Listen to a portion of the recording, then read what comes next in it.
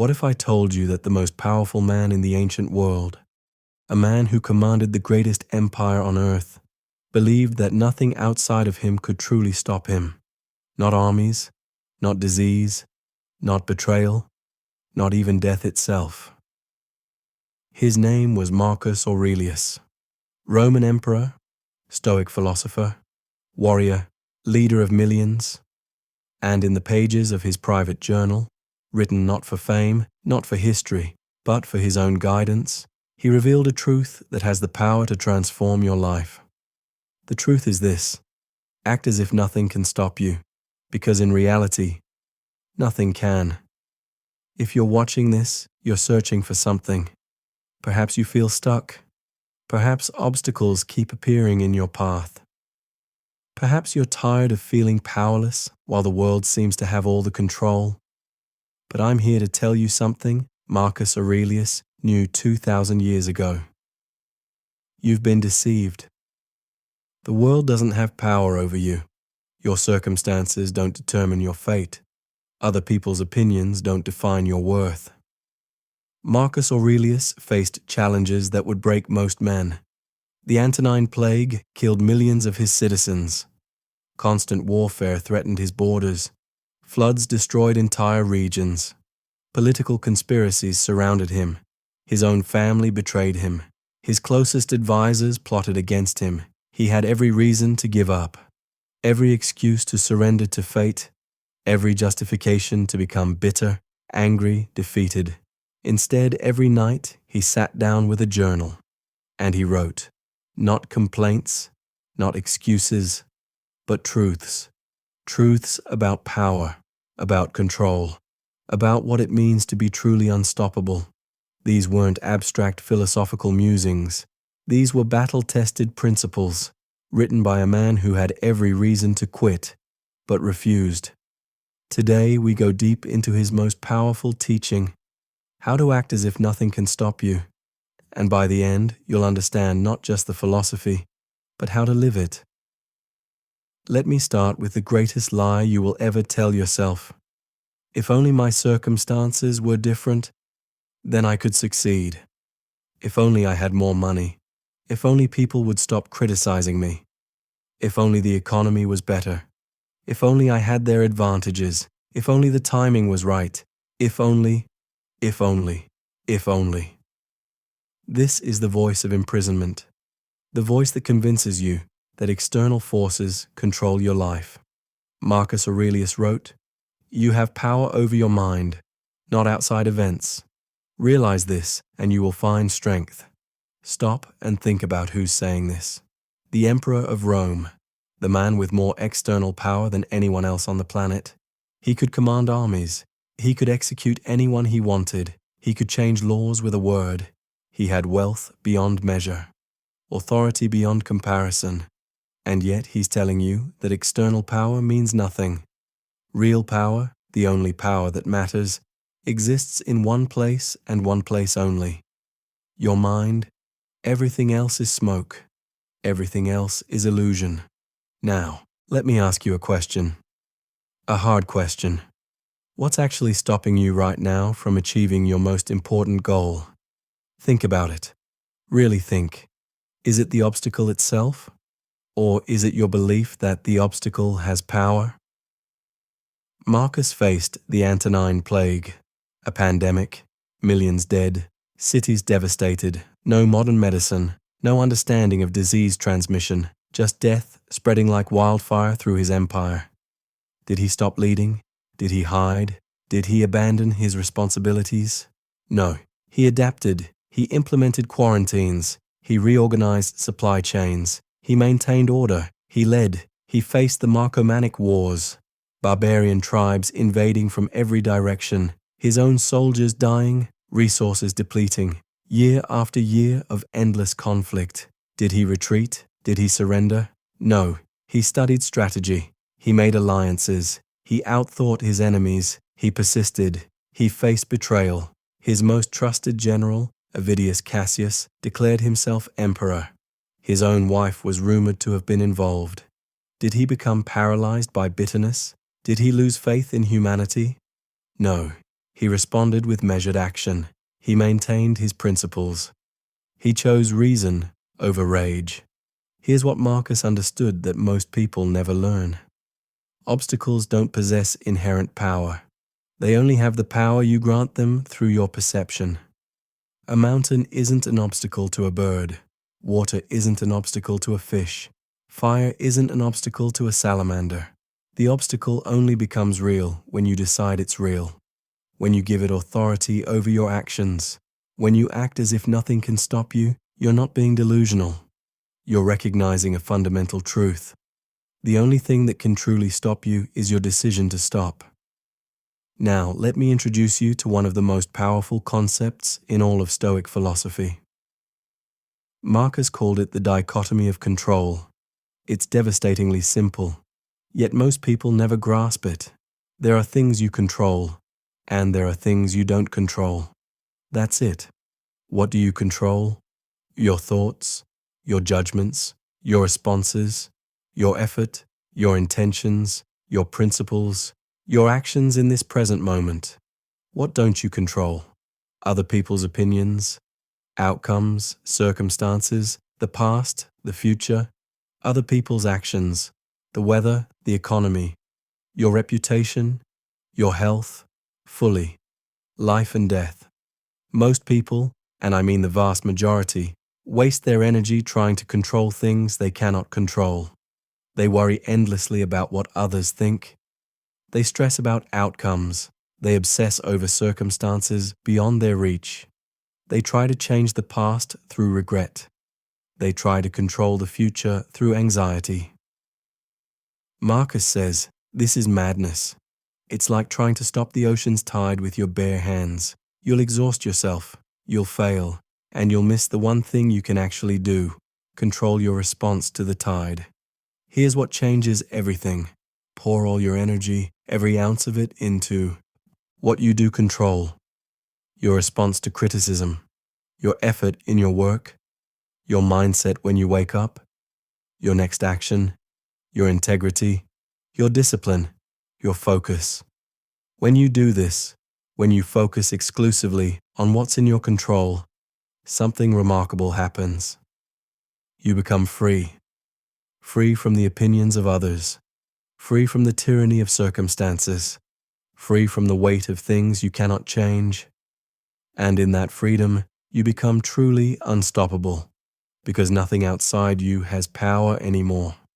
Marcus wrote, "If you are distressed by anything external, the pain is not due to the thing itself, but to your estimate of it, and this you have the power to revoke at any moment." Read that again. The pain doesn't come from the thing. It comes from your judgment about the thing. And your judgment, that's in your control. You can revoke it. Right now. This moment. Now I want to share with you the 4 core principles that define the unstoppable mindset. These aren't theories. These are practices Marcus lived every single day. Principle 1. Embrace obstacles as fuel. Marcus didn't just tolerate obstacles. He didn't just endure them. He welcomed them. He wrote what might be the most powerful sentence in all of philosophy. The impediment to action advances action. What stands in the way becomes the way. Stop. Reread that. Let it sink in. The thing blocking you, that thing right there, it's not your enemy. It's your path forward. Think about fire. When you throw wood on a fire, what happens? Does the fire die? No. The fire consumes the wood. The fire uses the wood as fuel. The fire grows stronger. That's exactly how you must treat every obstacle in your path. Someone rejects you? That's fuel. Now you know that path isn't right. Adjust, move forward. You fail at something? That's fuel. Now you have knowledge others paid money and time to acquire. Use it. Circumstances turn against you? That's fuel. Now you're forced to adapt, to innovate, to find a better way. Marcus ruled during one of the worst periods in Roman history. Plague, war, famine, economic collapse. He could have seen these as reasons to give up. Instead, he saw them as opportunities to practice virtue, To demonstrate leadership, to prove his philosophy wasn't just words, it was a way of life. The obstacles made him great. Without them, he would have been just another emperor. With them, he became timeless. People who act as if nothing can stop them don't avoid obstacles. They run toward them. Why? Because they understand something crucial. Obstacles are where growth lives. Obstacles are where strength is forged. Obstacles are the only path to becoming who you're meant to be. Principle 2. Accept what you cannot change. This might be the hardest principle to grasp, but it's also the most liberating. Marcus wrote, "Accept whatever comes to you, woven in the pattern of your destiny, for what could more aptly fit your needs?" Listen carefully. This isn't resignation. This isn't defeat. This isn't giving up. This is power in its purest form. When you accept what you cannot change, you stop wasting energy fighting reality.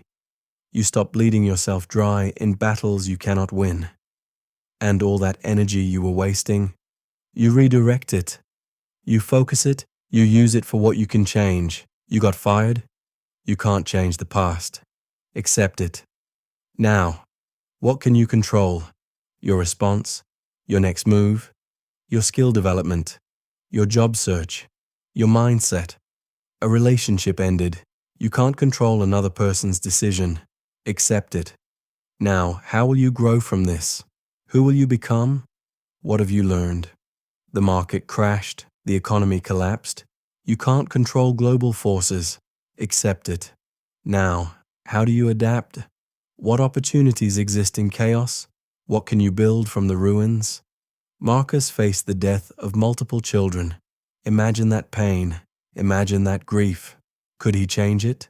No. Could he control death? No. So he accepted it, not with bitterness, not with rage, but with the understanding that death is part of nature, part of the universe's design. He wrote, "Neither worse nor better is a thing made by being praised." What happened, happened. Railing against it changes nothing. Acceptance clears the path for action. This is what unstoppable people understand. You don't have to like what happened. You just have to accept that it happened. And then move. Principle 3. Confine yourself to the present moment. Marcus wrote, "Confine yourself to the present. If you can, confine yourself to now." Why does he say this? Because the present moment is the only thing that truly exists. The past is gone. It's memory. It's smoke. You can learn from it, but you can't change it. You can't live in it. The future hasn't arrived. It's imagination. It's projection. You can prepare for it, but you can't control it. You can't live there either. All you have, all you will ever have, is this moment, right now. And in this moment, can anything actually stop you from taking the next right action? Not the mistake you made yesterday. That's the past. Not the fear of what might happen tomorrow. That's the future. Right here, right now, in this exact moment. Are you capable of doing the next right thing? Yes. Always yes. People get paralyzed looking at the entire mountain. They see how far they have to go. They calculate all the difficulties. They imagine all the ways it could go wrong, and they never take the first step. Marcus says, stop looking at the mountain. Look at the step. Can you take this one step? Not the 1,000 steps ahead. Just this one. Yes. You can. So take it. Then look at the next step. Can you take that one? Yes. Take it. This is how you climb mountains. This is how you accomplish the impossible. This is how you build empires, one present moment at a time. Marcus ruled the Roman Empire one day at a time, one decision at a time, one moment at a time. He didn't try to solve every problem at once. He didn't try to control the entire future of Rome. He focused on now. What needs to be done now? What can I control now? What action serves virtue now? This is the practice of the unstoppable. living fully in the only moment where power exists. Principle 4. Act despite fear. Let me destroy a myth right now. Marcus Aurelius felt fear. He was human. He had a human nervous system. When armies threatened, when plague spread, when conspiracies emerged, he felt fear. But he understood something most people never learn.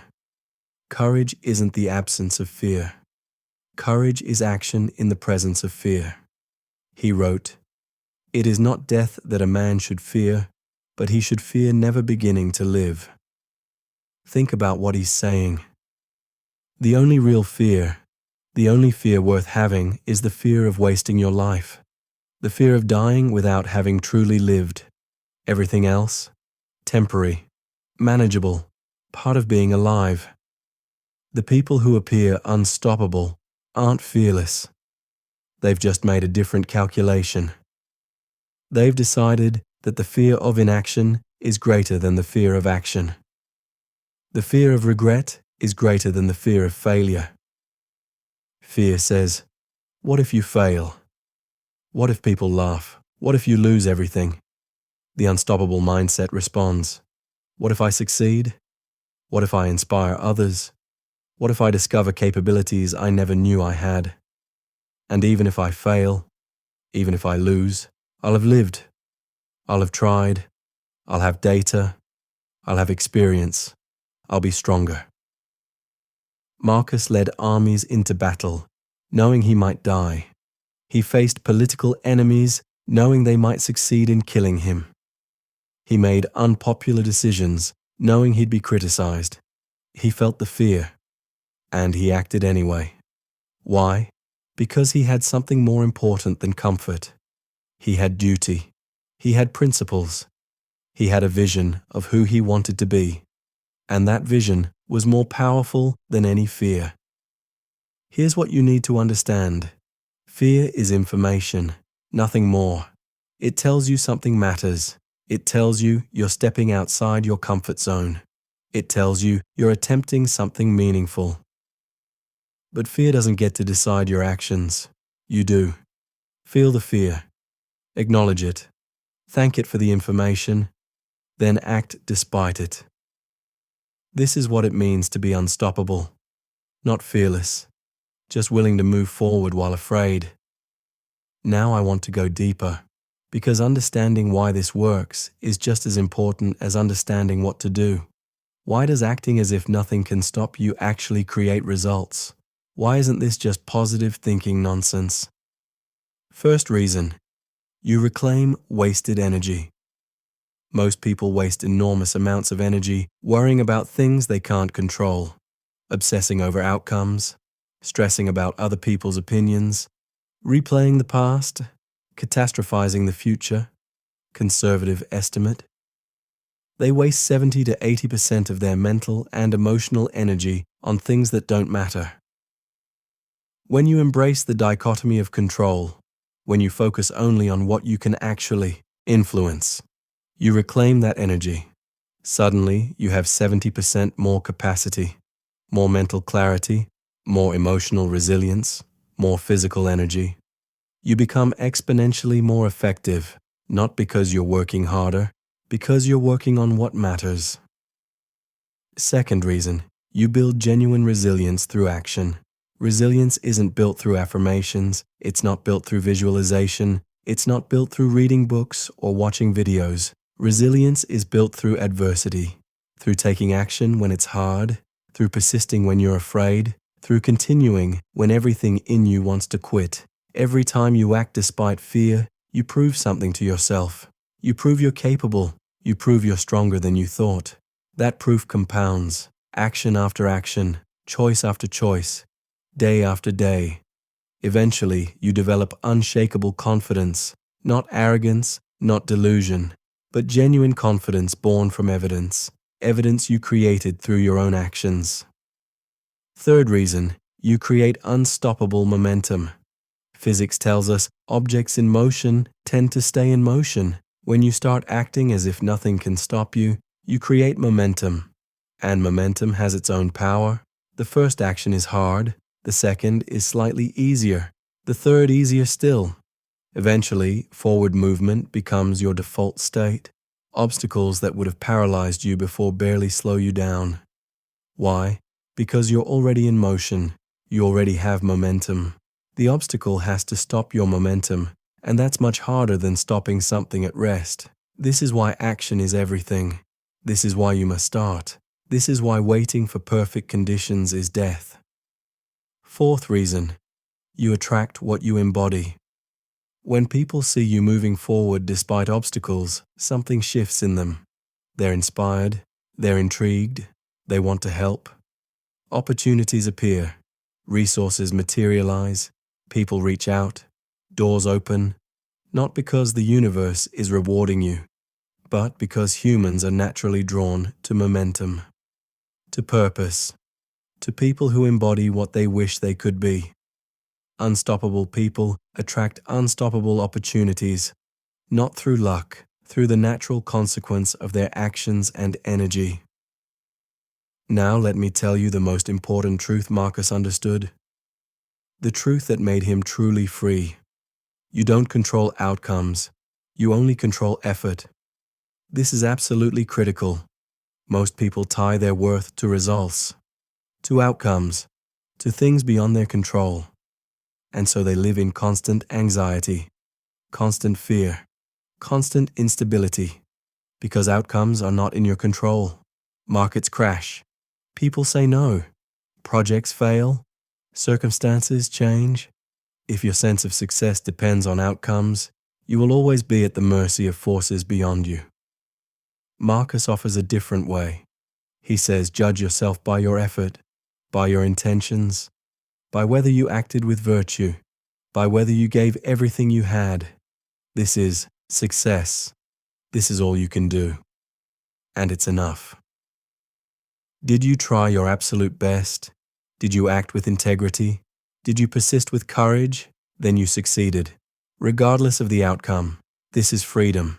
This is peace. This is power. Because now, nothing external can make you a failure. Nothing outside you can take away your success. Your success is in your effort. And your effort is always in your control. Marcus wrote, "It is not death that a man should fear, but he should fear never beginning to live." You're not judged by outcomes. You're judged by one thing. Did you live? Did you give everything you had? Did you pursue what mattered to you?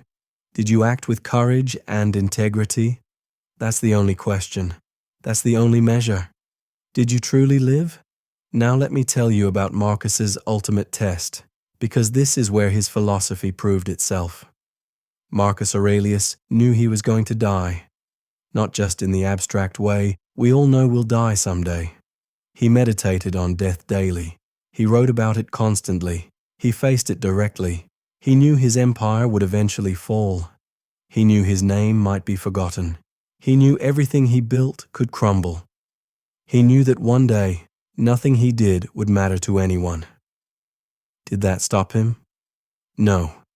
He wrote, "Think of yourself as dead. You have lived your life. Now take what's left and live it properly." He's saying, imagine you're already dead. Imagine it's over. All your fears, they already happened. All your failures already occurred. Now you get bonus time, extra life. What will you do with it? Will you waste it on fear, on worry, on trying to control what you can't control? Or will you live it properly? Will you act with virtue? Will you do what's right, regardless of outcome? This is the deepest level of the unstoppable mindset. If death itself, the ultimate obstacle, cannot stop you from living with purpose, what else could possibly hold you back? Nothing. Absolutely nothing. Marcus faced death, his own death, the death of loved ones, the potential death of everything he worked for, and he chose to act anyway. Not because he thought he could prevent death, but because action aligned with his principles. Because virtue was its own reward. Because living properly was the point, not living forever. This is what it means to be truly unstoppable. To act with purpose even when you know everything is temporary. even when you know you might fail, even when you know you will die. Because the alternative, living in fear, playing it safe, dying without having truly lived, that's the only real failure. So how do you actually live this? How do you take this philosophy and make it real in your life? I'm going to give you a framework, a practical system Marcus would approve of, because philosophy without application is worthless. Step 1. Identify what's actually stopping you. Right now, think about your most important goal, the thing you want more than anything. Got it? Good. Now ask yourself, what's stopping me from making real progress on this today? Write it down. Be brutally honest. Now, here's the critical part. Apply the dichotomy of control. Is what you wrote down actually in your control? Let's say you wrote, I don't have enough money. Can you control having more money? Not directly, but can you control actions that might lead to more money? Yes, you can work more. You can learn new skills. You can start a side business. You can reduce expenses. You can seek a better job. So the real obstacle isn't money. It's your willingness to take those actions. Let's say you wrote, people won't support my idea. Can you control other people's opinions? No.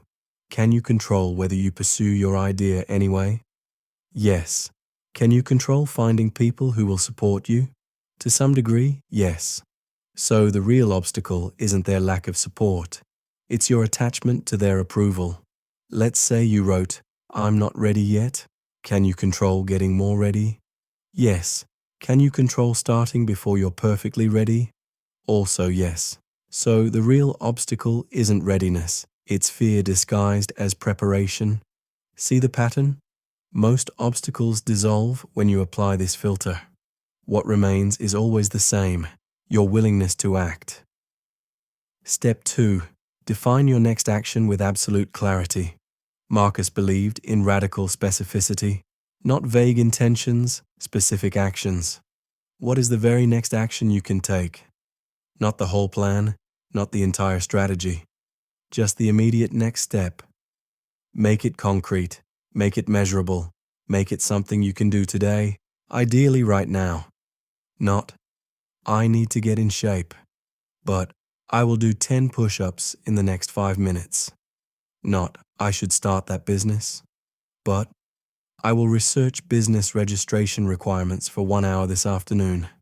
Not, I need to improve my relationships, but I will call my friend and have a real conversation for 30 minutes tonight. Can you do it today? Can you do it now? If yes, do it immediately. Don't wait. Don't plan more. Don't prepare more. Act. If no, ask why not. Is that reason in your control? If yes, change it. If no, accept it and define a different next action that you can take. The key is this. Always know your next action. Always have something specific you can do right now. Step 3. Reframe every obstacle in real time. From this moment forward, make a commitment. Every time you encounter an obstacle, and you will, ask this question. How is this obstacle actually helping me? Not, why is this happening to me? But, how is this helping me? Got rejected from a job? You now have time and energy to find a better fit, or to start your own venture, or to develop skills that will make you invaluable. Product launch failed? You now have real market feedback that cost you time, but saved you years of going in the wrong direction. Relationship ended? You now have clarity. You know what you don't want. You're free to find alignment with someone who shares your values and vision. Lost money in an investment? You now have experience in risk assessment that wealthy people pay advisors to learn. This isn't toxic positivity. This isn't pretending bad things are good. This is Stoic realism. This is recognizing that every obstacle contains information, lessons, and opportunities that wouldn't exist without the obstacle. The obstacle is the way. Always. Find the way. Step 4. Practice the morning reset. Marcus started every day with mental preparation. He called it premeditation of adversity. You need to do the same. Every morning, before you check messages, before you scroll, before you consume anything external, take 5 minutes for this exercise. Say this to yourself, out loud if possible. Today I will face obstacles. Things will not go as planned. People will disappoint me. Circumstances will frustrate me. None of that has power over me. I control my thoughts. I control my responses. I control my effort. I control my integrity. Nothing external can stop me from doing what's right. Nothing external can stop me from taking action. Nothing external can stop me from living with virtue. Today I am unstoppable, not because nothing will challenge me, but because I choose to act regardless of challenge. Do this every single morning. Watch how it changes everything. Watch how obstacles lose their power before they even appear. Step 5. Evening reflection and recalibration. Marcus wrote his meditations at night. He reviewed his day. He examined his actions. He refined his philosophy through reflection. You must do the same. Every evening, before sleep, ask yourself these questions. Write down your answers. What obstacles did I face today? How did I respond to them? Did I act as if nothing could stop me? Or did I give obstacles power over my choices? Where did I focus on things I can't control? Where did I waste energy? What would I do differently if I faced the same situation tomorrow? What did I learn today that makes me stronger tomorrow? This isn't self-judgment. This is refinement. This is how you build the unstoppable mindset. Day by day, action by action, reflection by reflection, you become more aligned with your principles, more focused on what matters, more unstoppable. Step 6. Eliminate the word try. Marcus never wrote about trying. He wrote about doing or not doing. The word try is an escape hatch. It's a way to act without commitment. It's a way to preserve your ego if you fail. I'll try to wake up early. No, you either wake up early or you don't. I'll try to start my business. No, you either take the first action towards starting it or you don't. I'll try to be better. No, you either choose better actions in this moment or you don't. There is no try. There is only action or inaction, choice or avoidance, movement or stillness. Eliminate try from your vocabulary. Commit to action or accept that you're choosing not to act. Both are valid, but trying is neither. Now let me bring this all together, because everything we've discussed leads to one simple truth. Marcus Aurelius had every excuse, every reason to feel powerless. He was born into a world he didn't create. He inherited problems he didn't cause. He faced challenges he didn't choose. Natural disasters, plague, war, economic collapse, political chaos, betrayal, death. He could have surrendered to circumstances. He could have blamed fate. He could have lived as a victim of forces beyond his control. Instead, he made a choice that you can make right now, in this exact moment. He chose to focus on what he could control: his mind, his responses, his actions, his principles. He chose to see obstacles as fuel for growth, rather than reasons for defeat. He chose to accept what he couldn't change and pour all his energy into what he could. He chose to live in the present moment, the only place where action is possible. He chose to act despite fear, despite uncertainty, despite the knowledge that he would die and everything he built might crumble. He chose to live as if nothing could stop him. And because of that choice, because of that mindset, he became one of the most influential humans who ever lived. 2,000 years later, we're still learning from him, still drawing strength from his words, still inspired by his example. That same power is available to you, right now. Not someday when conditions are perfect, not when you're more prepared, not when you have more resources or more support or more confidence. Now, this moment, you have everything you need to start. You have a mind capable of choice. You have agency over your actions. You have this present moment. That's all Marcus had. That's all anyone has. And it's enough. Here's what I want you to do right now. Not later, not tomorrow. Now. Think of one thing you've been avoiding. One goal you've been putting off. One action you've been too afraid to take. Apply the dichotomy of control. What can you actually control about this situation? Define your very next action. Something specific. Something you can do today. And then, this is critical, take that action.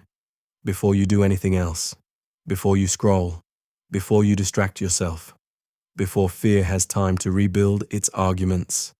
One action, one choice, one moment of courage. That's how it starts. That's how everything starts. Tomorrow, you do it again. You wake up. You recite your morning reset. You identify your next action. You take it despite fear. You reflect in the evening. You refine your approach. Day after day. Choice after choice. Action after action. And one day, maybe soon, maybe later, you'll look back and realize something profound. Nothing actually stopped you. You just kept moving forward. Obstacles appeared. You used them as fuel. Circumstances changed. You adapted. Fear arose. You acted anyway. You became unstoppable. Not because nothing challenged you, but because you chose to act as if nothing could stop you. And that choice became your reality. Marcus Aurelius wrote, "Waste no more time arguing about what a good man should be. Be one." I'll extend that thought. Waste no more time wishing you were unstoppable. Waste no more time waiting for permission. Waste no more time preparing to prepare. Act like nothing can stop you. Starting now. Because the truth is, you already are unstoppable. You've just been acting like you're not. Change your actions. Change your mindset. Change your life. The obstacles are there. They always will be. But they don't have power. You do. Use it. Thank you for listening. Now go. Act. Be unstoppable. If this message resonated with you, if you felt something shift inside as you listened, then subscribe to this channel. We're building a community of people who refuse to let obstacles define them. People who understand that external circumstances don't determine internal reality. People who act with purpose, regardless of outcome. Every day we share Marcus Aurelius's wisdom, not to study philosophy, but to live it, not to accumulate knowledge, but to transform into someone stronger, wiser, more resilient. Leave a comment below.